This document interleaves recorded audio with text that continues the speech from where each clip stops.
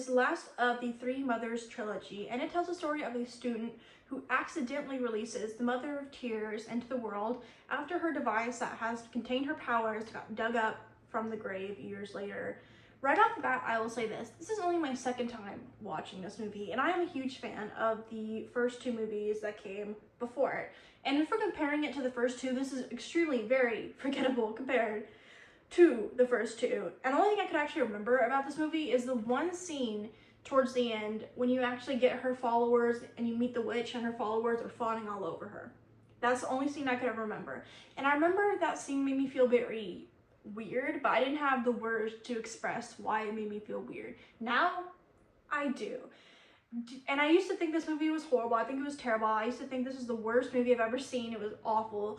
I think this is a bad movie, but it is just a very disappointing ending to the trilogy. And that's mainly why I say it's just a bad movie. It's just a very disappointing ending. This movie does remove a lot of the color. Like, you see a lot of color in Suspiria and Inferno, but you only see a little bit of orange and color when you actually meet the mothers, and I actually like that they did that. I don't mind that. I also find myself liking the main character. Now, she's just following the stereotype of screaming a lot, and that is annoying. That ending scene where she's screaming, that just personally very much annoys me. Now, the first 30 minutes of this movie are rough. You have her witnessing the murder of the person that she worked with, the police wanting to help. Her boss, the person that she is seeing, I'm saying person that she's seeing, goes and takes her home, and he doesn't believe her about anything that's going on. And he talks to one other person, and he's like, all of a sudden believes her, and his son gets taken, which is unfortunate. And I think this is the goriest of the three movies, so I actually like they had the balls for the goriness and showing what would happen if Three Mothers took over the world. I do like that they introduced that in the movie. I think they did that very good job with that, because this mother is supposedly the most beautiful and the one with the most powers. Now we're gonna get to the ending, because the ending, very frustrating. But I like those elements of the movie and how they set it up. It does not live out the entirety of the movie, but when you get those moments, I think that was done very solid. I do think having the guy killed off screen was very lazy. Like, you didn't necessarily need to do that. I know they were going for like a surprise, oh, he's evil, he's turned. I mean, that was kind of obvious beforehand. I just wish they showed his death. I just think that was unnecessarily to have it off screen. That's just a little gripe I have with this movie. And once you get past the 30 minutes, I actually found myself, you know what? This isn't too bad. I thought it was interesting having her chase. I like the stuff with her mother and the powers. That was very interesting to me, how she could see the mother and the ghost helping her explain how she got out the first time. I like that element of the movie and how she used her powers. Was it funny when she goes invisible and she's like, hilarious. Very funny in the movie when they do that, because it just looks very weird. It's funny. And the CGI is not the best in this movie. It's very dated. When you actually see the mother in the ghost form, I don't mind it as much. When you actually get to the other ghost taking the mother away, that looks awful. I'm sorry, that just looks terrible. And you have some other CGI that just doesn't look great in this movie that I definitely noticed the quality going down for that compared to the first two. The acting in this movie isn't great either, so I do want to mention that as well. And yeah, it's a lot. And the detective all of a sudden helping her also kind of comes out of the blue when watching it, because it seems like he wants to like hunt her down, doesn't believe her, and all of a sudden when she gets to the building, he's like helping her. So I'm assuming something happened where he saw something and he believed her, because all we saw before that was he's like, have you seen this woman? Don't come near her, whatever. And he actually like looks at her in the face and he's like helping her all of a sudden. That's weird. That's the theme from the start. You know, her friend did believe her, now it's just a small thing again.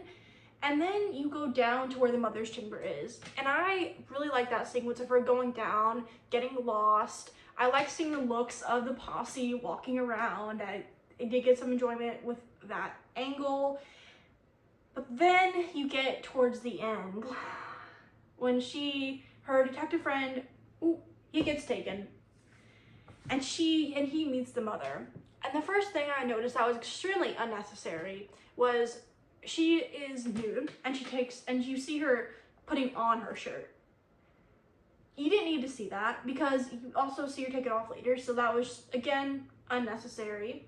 You see the men kind of like going down on praising her or whatever. And back then, when I was younger, I was like, that feels weird. That feels off-putting. And then she gets defeated. And she gets defeated by burning the shirt she is wearing off. And this is why it's frustrating. Okay? And also the cop does survive. The main, Sarah and the cop like pull up and they go up and they survive. I don't know how he survives because like that scar, it's kind of gone by the next scene too, which is a small detail too that they didn't really think much about in this movie.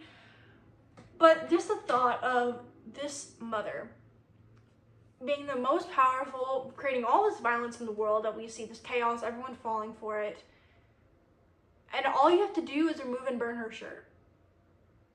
That is incredibly frustrating. Now, I get they're probably going for like a male, like, kind of thing, because again, you see her putting on the shirt and you see her take it off and you get burns. And I'm not a prude, but like, that just feels really weird and extremely off. And I know we have some of the first two previous movies, I know. But just the idea that that is the one thing you have to get defeated, like if burn the shirt. Why didn't anyone do that before? Like, no one thought, hey, we can burn this and get rid of it. Also, how did you know how to do that?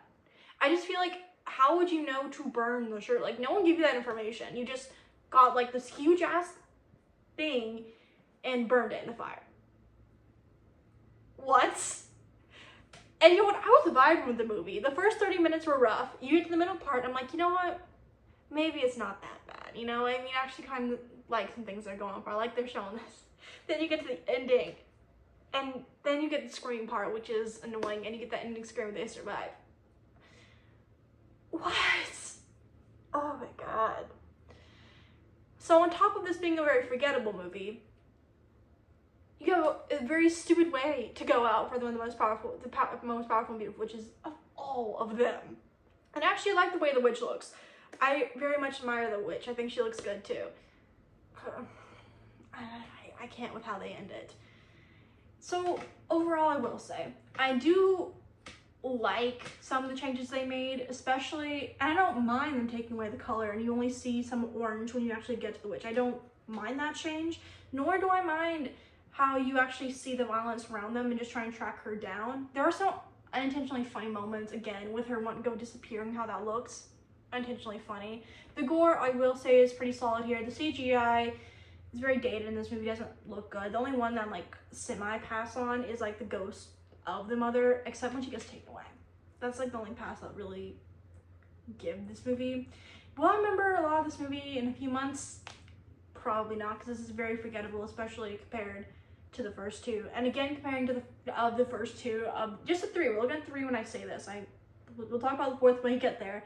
But of the three, this one, it just feels like it goes on. You can actually feel the length of the movie when you watch this movie. It doesn't like pass by like the other two do.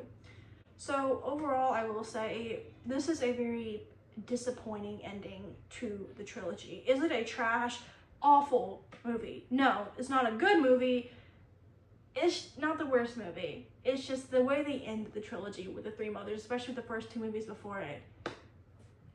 Very, very disappointing. And again, I used to hate this movie, guys. I used to hate it. But not even come around to it, but it's not as bad as I remember. So comment down below if you've seen Mother of Tears. Were you a fan of it? Not a fan of it? Do you like the changes they made? Not like the changes? Do you prefer them for no or the route they took with this one? Comment down below and let's have a conversation, because next we're talking about the remake, which I'm actually very excited to revisit because I've only seen this once and I remember liking it last time.